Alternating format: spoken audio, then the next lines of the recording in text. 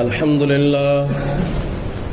لله نحمده ونستعينه ونستغفره ونؤمن به ونتوكل عليه ونعوذ بالله من شرور أنفسنا ومن سيئات أعمالنا من يهده الله فلا مضل له ومن يضلله فلا هادي له ونشهد أن لا إله إلا الله وحده لا شريك له ونشهد أن سيدنا وسندنا ومولانا محمدا عبده ورسوله وصلى الله تعالى عليه وعلى آله وأصحابه وأزواجه وذرياته وأهل بيته أجمعين أما بعد فأعوذ بالله من الشيطان الرجيم بسم الله الرحمن الرحيم والعصر إن الإنسان لفي خسر إلا الذين آمنوا وعملوا الصالحات وتواصوا بالحق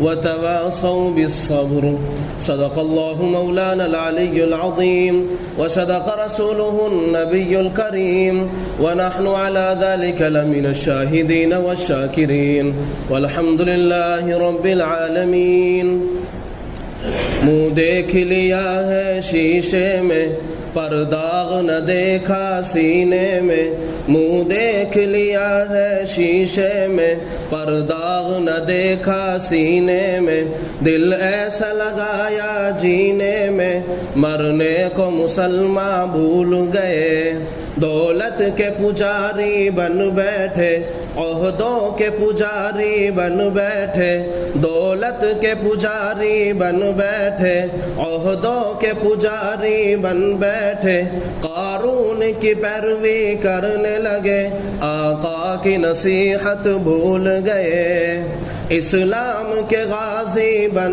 نہ سکے ہم دل سے نمازی بن نہ سکے اسلام کے غازی بن نہ سکے ہم دل سے نمازی بن نہ سکے جن سجدوں میں ملتا ہے وہ خدا ہم ایسی نمازیں بھول گئے اور سینوں میں کدورت رکھتے ہیں آپس میں نفرت کرتے ہیں اور سینوں میں کدورت رکھتے ہیں آپس میں نفرت کرتے ہیں سکھلایا نبی نے جو پیار و وفا وہ پیار و محبت بھول گئے ایمان کی دولت کھو بیٹھے اسلام کی عظمت بھول گئے ایمان کی دولت کھو بیٹھے اسلام کی عظمت بھول گئے غیروں کے فسانے یاد رہے اور اپنی حقیقت بھول گئے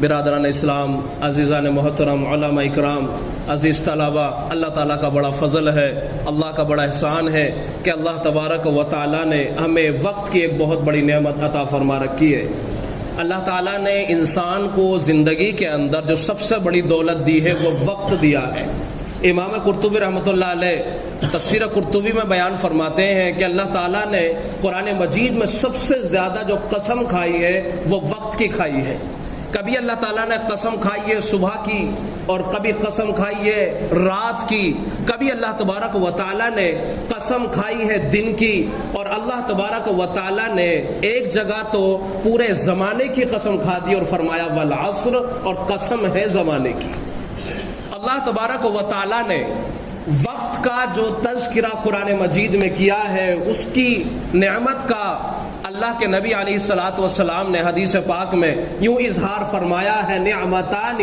مغبون فیہما کثیر من الناس الصحۃ والفراغ اللہ کے نبی علیہ السلام نے فرمایا دو نعمتیں ایسی ہیں جن دو نعمتوں کے بارے میں بہت سے لوگ دھوکے میں پڑے ہوئے ایک صحت ہے اور ایک فارغ وقت ہے یہ ایسی چیزیں ہیں ایسی دو نعمت ہیں کہ اللہ تبارک و تعالیٰ نے یہ ایسی نعمتیں عطا فرما رکھی ہیں کہ ان کا بدل دنیا کے اندر موجود نہیں ہے آپ وقت کو لے لیجئے اگر پوری دنیا مل کر بھی کل والا دن واپس لانا چاہے تو نہیں لا سکتی پوری دنیا مل جائے اور کل والا جو دن تھا اس کو واپس لانا چاہے یا اس گھڑی سے پہلا جو پہلی گھڑی تھی اس کو واپس لانا چاہے پوری دنیا مل کر بھی اس وقت کو واپس نہیں لا سکتی کائنات کی تمام چیزیں مل جائیں اور انسان کی جو زندگی اب چل رہی ہے پیچھے لوٹانا چاہے نہیں لوٹا سکتے. انسان کی جوانی ہے بچپنا لانا چاہے نہیں لا سکتے. کائنات کی تمام چیزیں مل جائیں بڑھاپے میں آدمی پہنچ جائے جوانی لانا چاہے نہیں لا سکتے. اس کا مطلب یہ ہے کہ یہ جو فارغ وقت ہے بہت بڑی قیمتی ہے چیز ہے شے ہے جو اللہ تعالیٰ نے جو ہمیں وقت دے رکھا ہے بہت بڑی نعمت ہے اللہ تبارک و تعالیٰ کے اس کی قدر ضروری ہے. اللہ کے نبی علیہ السلام نے عمر ابن میمون عودی رضی اللہ تعالیٰ عنہ کو نصیحت فرمائی 5 نصیحتیں بیان فرمائی. اس کے اندر ایک نصیحت یہ بھی بیان فرمائی کہ فرصت کو مشغولیت سے پہلے غنیمت جان لو. یہ بات اچھے سے سمجھ لو کہ جو فارغ وقت اللہ تعالیٰ نے دے رکھا ہے وہ بہت بڑی نعمت ہے. یہ وہ وقت ہے کہ اگر مشغول ہو گئے اور خالی وقت نکالنا چاہے تو نکلنا مشکل ہو جاتا ہے. انسان کا جب فارغ وقت ہے وہ لا یعنی باتوں میں لگا رہتا ہے فضول باتوں میں لگا رہتا ہے. اللہ کے نبی علیہ السلام نے ارشاد فرمایا کہ من حسن اسلام المرء ترکہ ما لا یعنی کہ انسان کے اسلام کی خوبی یہ ہے کہ وہ لا یعنی کو ترک کر دے فضول باتوں کو چھوڑ دے فضول کاموں کو چھوڑ دے فالتو کا جن چیزوں میں وقت ضائع ہو رہا ہے اس سے اپنے آپ کو محفوظ رکھے. انسان کے لیے ضروری ہے اس لیے کہ یہ وقت دوبارہ واپس آنے والا نہیں. آج ہم لوگ اپنی جوانیاں یوں ہی گزر رہی ہیں پتہ ہی نہیں چل رہا رات بھی یوں ہی گزر رہی دن بھی یوں ہی گزر رہا ہے معلوم نہیں کس وقت ہماری زندگی کی شام ہو جائے اور یہ جلتا ہوا چراغ کس روز بجھ جائے معلوم نہیں. انسان بڑھاپے میں پہنچ چکا ہے ابھی بھی امید رکھتا ہے لمبی زندگی کی. یاد رکھیں یہ غفلت کی زندگی ہے. انسان جوانی میں ہے وہ خیال کرتا ہے کہ بڑھاپا آئے گا 2 ہی چیزیں باقی ہیں یا تو بڑھاپا آئے گا یا موت آئے گی. 2 چیزوں کے علاوہ تیسری چیز تو آ ہی نہیں سکتی. اگر یہ سوچے کہ میری زندگی میری جوانی یہ خوبصورت جوانی جو کہ تو باقی رہے تو ہرگز ایسا نہیں ہو سکتا. یہ باقی نہیں رہ سکتی. بڑھاپے میں تبدیل ہونا یقینی ہے. بیان کیا جاتا ہے کہ حضرت یعقوب علیہ السلام تفسیر مظہری نے اس کو وہ نقل فرمایا ہے. فرمایا کہ حضرت یعقوب علیہ السلام اللہ تعالیٰ کے پیغمبر ہیں. حضرت یوسف علیہ السلام کا والد گرامی ہے. حضرت اسحاق علیہ السلام کے بیٹے ہیں. حضرت یعقوب علیہ السلام نے ملک الموت سے یوں فرمایا کہ بھئی جب میری موت کا وقت قریب آئے نا تو مجھے پہلے ہی متنبہ فرما دینا تاکہ میں مرنے سے پہلے اس کی مکمل طور پہ تیاری کر لوں. کہا جی بالکل بتا دیا جائے گا. چنانچہ حضرت یعقوب علیہ السلام کا جب موت کا وقت قریب آیا فرشتہ موجود ہوا اور فرمایا کہ چلو اللہ بلاتے. فرمایا کہ بھئی ہم نے کہا تھا تم سے کہ پہلے ہی ہمیں بتا دینا. فرمایا بتایا تو تھا. آپ کے محلے میں جو موتیں ہو رہی تھی وہ کس بات کی دلیل تھی؟ آپ کی داڑھی کے جو بال سفید ہو چکے ہیں یہ کس بات کی دلیل ہے؟ آپ کو بڑھاپا آ چکا ہے یہ کس بات کی دلیل ہے؟ رشتہ داروں میں انتقال ہوتے جا رہے ہیں روز بروز آپ اپنے کندھوں پہ جنازوں کو اٹھا کر کے قبروں میں ڈال رہے ہیں. یہ کس بات کی دلیل ہے؟ کیا اس بات کی دلیل نہیں ہے کہ مجھے بھی موت آ سکتی ہے؟ ہزاروں لوگ ایکسیڈنٹوں میں مرتے جا رہے ہیں اس دنیا کو چھوڑتے اور خیرات کہتے ہوئے جا رہے ہیں. کتنے لوگوں نے اپنے جوانوں کے جنازے اپنے ہاتھوں سے دفنائے ہیں. کیا آپ نے نہیں دیکھا اپنے رشتہ داریوں میں کیسی جوان کو جوانی کی حالت کے اندر موت آ گئی اور کیسی خوبصورت اور عیاشی کی زندگی گزارتا ہوا اس دنیا سے چلا گیا. 150 سال زندگی گزارنے والے دعویٰ کرنے والے 50 سال کی عمر میں چلے گئے اور اپنے پاس میں ڈاکٹر اور یہ اور وہ سب رکھنے والے تمام آشائشیں موجود ہونے کے باوجود فنا ہو گئے. اینما تکون یدرککم الموت ولو کنتم فی بروج مشیدہ. مضبوط قلعوں میں کیوں نہ بند ہو جاؤ موت تو تمہیں آ پکڑے گی وہاں موت پہنچ کے رہے گی. کوئی جگہ ایسی نہیں ہے جہاں تم محفوظ ہو جاؤ تو موت تو آ کے رہے گی. اس لیے تمہیں تو بتا دیا گیا تھا پہلے ہی. تو کیا ہمیں نہیں بتایا جا رہا؟ ہمارے محلوں میں جو موتیں ہو رہی ہیں رشتہ داریوں میں اور گھروں میں جو موتیں ہو رہی ہیں جو ہماری داڑھیوں کے بال سفید ہو چکے ہیں جو ہمارا جسم لاغر اور کمزور ہو چکا ہے کیا ہمیں اس بات کی طرف نہیں اشارہ کرتا کہ ہاں تجھے بھی موت آنے والی ہے؟ آدمی جوانی میں ہوتا ہے، عیش میں ہوتا ہے، تو ذرا تھوڑا سا موت کو بھول جاتا ہے. وہ سوچتا ہے موت تو میرے گھر کا دروازہ بھی نہیں دیکھ پائے گی. وہ سمجھتا ہے کہ میری ابھی زندگی، ابھی تو جوانی ہے، ابھی تو بڑھاپا بھی دیکھنا ہے. معلوم نہیں اس جوانی میں ہی کس دن تیری جوانی کا چراغ گل ہو جائے، کوئی معلوم نہیں ہے. کیا جوان نہیں مرتے؟ کیا بچپنے میں موت واقع نہیں ہوتی؟ کسی بھی عمر میں اور کبھی بھی موت واقع ہو سکتی ہے. معلوم نہیں زندگی کی شام کب ہو جائے. اس لیے جو زندگی اللہ تبارک و تعالیٰ نے ہمیں عطا فرما رکھی ہے بہت بڑی نعمت ہے. اس کے اندر دو نعمتیں جو حدیث پاک میں بیان فرمائی ہیں. ایک فارغ وقت، جس فارغ وقت کو ہم صرف فضول باتوں میں نکال دیتے ہیں. اس کی چگلی، اس کی چگلی، اس کی بات، اس کی بات. کیا ضرورت پڑی ہے صاحب؟ آپ کچھ کر سکتے ہیں چگلی سے؟ آپ حسد دل کے اندر، بغض دل کے اندر رکھ کے اس کا کچھ بگاڑ سکتے ہیں؟ رب العالمین نے اگر اس کی طرف سیدھی نگاہ رکھ رکھی ہے، آپ کیا پوری دنیا مل کر اس کا کچھ نہیں کر سکتی؟ فضول بات ہے، فضول کام ہے. اگر آپ حسد رکھتے ہیں تو بیکار ہے. اگر آپ کے اندر سکت اور طاقت ہے تو مقابلہ کیجئے. حسد رکھنے سے کیا فائدہ؟ اگر اللہ نے آپ کو حوصلہ دیا ہے تو آپ مقابلہ کریے اس کا. حسد رکھنے سے کوئی فائدہ ہونے والا نہیں ہے، بلکہ حسد اس بات کی دلیل ہے، اور چغل خوری لوگوں سے بات اس کے بارے میں بیان کرنا اس بات کی دلیل ہے کہ اللہ نے اسے کسی قابل بنایا ہے. تبھی تو آپ چرچے کر رہے ہیں اس کے. یہ اللہ تعالیٰ کی جو نعمت ہے صحت، اور اللہ کی نعمت جو فارغ وقت ہے دوبارہ واپس آنے والا نہیں ہے. قرآن مجید میں اللہ تعالیٰ نے یوں بیان فرمایا ہے سورہ فاطر میں کہ اللہ تبارک و تعالیٰ سے لوگ قیامت کے دن یہ بات کہیں گے کہ اے ہمارے رب ہمیں تو دنیا کے اندر بھیج دے تاکہ ہم اپنے وقت کو صحیح طریقے سے گزار کے آئے. اللہ فرمائیں گے اولم نعمرکم ما یتذکر فیہ، کیا میں نے تمہیں وقت نہیں دیا تھا، زندگی نہیں دی تھی؟ کیا دنیا کے اندر وقت گزارنے کے لیے وقت نہیں دیا تھا؟ جوانی کے لیے وقت نہیں دیا؟ کیا فارغ وقت نہیں دیا؟ صحت نہیں دی، یہ نہیں دی، وہ دی نہیں دی، سب کچھ تیرے پاس میں دیا. اتنا وقت تیرے پاس میں موجود تھا. اگر تو نصیحت حاصل کرنا چاہتا تو کر لیتا. اور یہیں پر بس نہیں بلکہ تیرے پاس میں پیغمبر بھی آئے. اللہ تبارک و تعالیٰ نے تیرے پاس میں ڈرانے والے بھی بھیجے، تیرے پاس میں رہنمائی کرنے والے بھی بھیجے. وَلِكُلِّ قَوْمٍ ہاد، ہر قوم کے اندر کوئی نہ کوئی ہادی اللہ نے بھیجا ہے. اور جب پیغمبروں کا سلسلہ ختم ہو گیا، رب العالمین نے قرآن تیرے پاس میں بھیجا. اور قرآن تیری سمجھ میں نہیں آتا تو قرآن بتانے والے تھے تیرے پاس میں اللہ تبارک و تعالیٰ نے بھیج دیے. کیا تجھے وہ وقت سمجھ میں نہیں آیا تھا؟ کیا جواب دو گے؟ ان السمع والبصر والفؤاد كل اولئک کان عنہ مسئولا.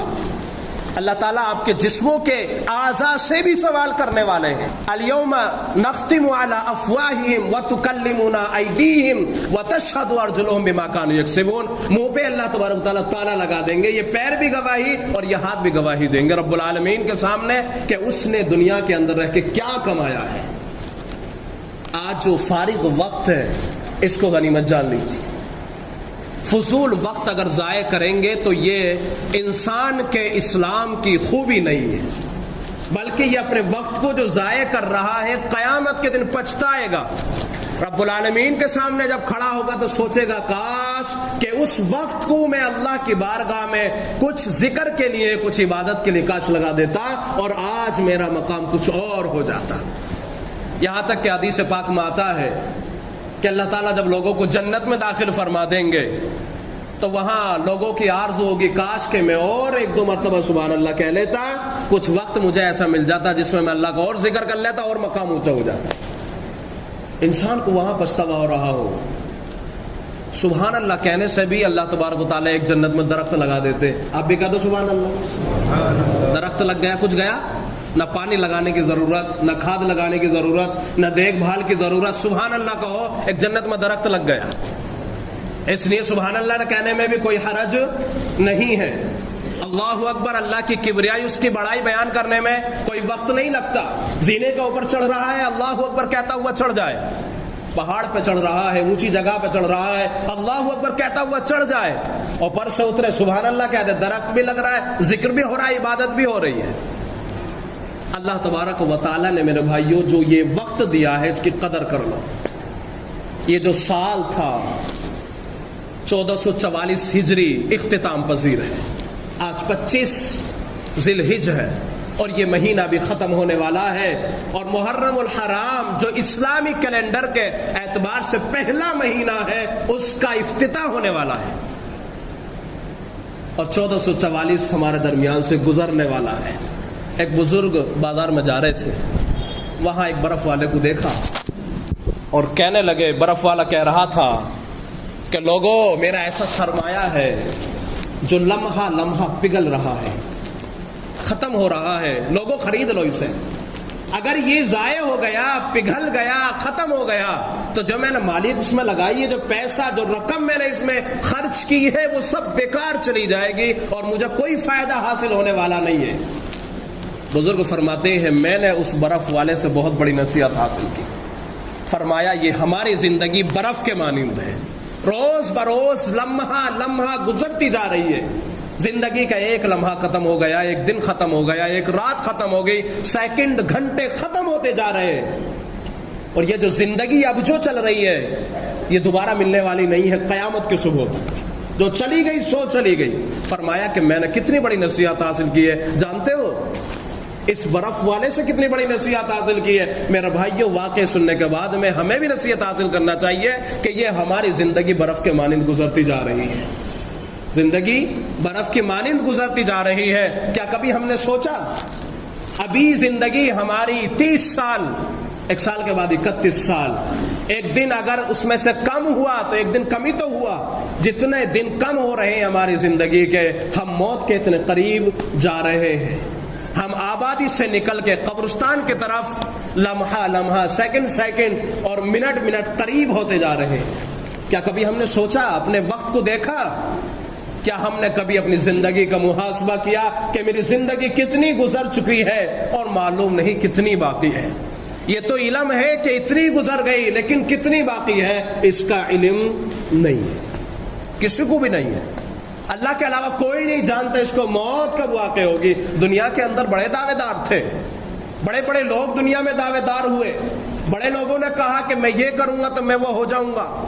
یہ رب العالمین ہے کہ جب انسان کو موت دے گا تو کوئی چیز اس کو محفوظ نہیں کر سکتی، کوئی چیز اسے نہیں بچا سکتی۔ بڑے بڑے مضبوط قلعوں کے اندر بادشاہوں کے جنازے ہم نے کتابوں میں پڑھے، کتنے لوگوں نے ان جنازوں کو اٹھایا ہے جو دنیا پر حکومت کرنے والے تھے، جن کے قبضے میں اللہ تبارک و تعالیٰ نے بہت کچھ دے رکھا تھا، چاہے وہ پیغمبر ہوں، چاہے وہ اللہ کے نیک بندے ہوں، فرشتادے ہوں، چاہے وہ اللہ کے ولی کیوں نہ ہو، اور چاہے دنیا دار قارون جیسے، فرعون اور نمرود جیسے کیوں نہ ہو، اللہ تبارک و تعالیٰ نے ان تمام کو موت کا مزہ چکھایا ہے۔ کل نفس ذائقۃ الموت، ایک ہی ذات ہے جو باقی رہنے والی ہے، وہ کون ہے؟ وہ رب العالمین ہے۔ کل من علیہا فان ویبقى وجہ ربک ذو الجلال والاکرام۔ اس لیے میرے بھائیو، زندگی کا ایک سال اور کم ہو گیا، 1444 ہجری ختم ہونے والا ہے، 1445 ہجری کا آغاز ہونے والا ہے۔ یہ جو زندگی کا ہمارا ایک سال 1444 جو ہجری ہمارے سامنے گزرتا ہوا لمحہ لمحہ جا رہا ہے، اس کے اندر ہم نے بہت سارے کام ایسے کیے ہیں جو نہیں کرنے چاہیے تھے۔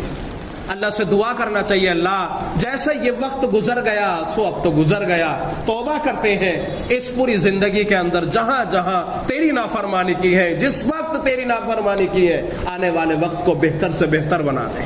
اے اللہ دعا کرتے ہیں تیری بارگاہ میں اپنے ہاتھوں کو دراز کر کے، تیرے آگے اپنے ہاتھوں کو بلند کر کے، اے رب العالمین آنے والے سالوں کو، آنے والی زندگی کو ہمارے لیے گزرنے والی زندگی سے بہتر بنا دے، خوبصورت بنا دے، آنے والی زندگی کے اندر اعمال صالحہ کی توفیق دے دے اور برے اعمال سے محفوظ فرما دے۔ کریں گے زندگی کا محاسبہ انشاءاللہ، اگر کریں گے تو آخرت میں شاید پچھتاوا نہ ہو، لیکن اگر ایسا نہ ہوا اور زندگی یوں ہی گزرتی چلی گئی، میرے بھائیو آپ کا ساتھ دینے والا کوئی نہیں ہے، کوئی ایک نیکی بھی نہیں دے گا آپ کو، کبھی آپ یہ سمجھیں، نہ ماں بیٹے کو دے نہ بیٹا ماں کو دے، نہ باپ بیٹے کو دے نہ بیٹا باپ کو دے۔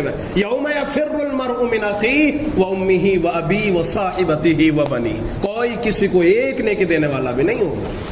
اس لیے اپنی فکر ضروری ہے، گھر والوں کی فکر ضروری ہے، امت مسلمہ کی فکر ضروری ہے۔ اگر یہ فکر نہیں کریں گے تو آخرت میں یقیناً پچھتاوا پڑے گا۔ اللہ تعالیٰ مجھے آپ کو ان تمام باتوں پہ عمل کی توفیق عطا فرمائے۔ وآخر دعوانا الحمدللہ رب العالمین۔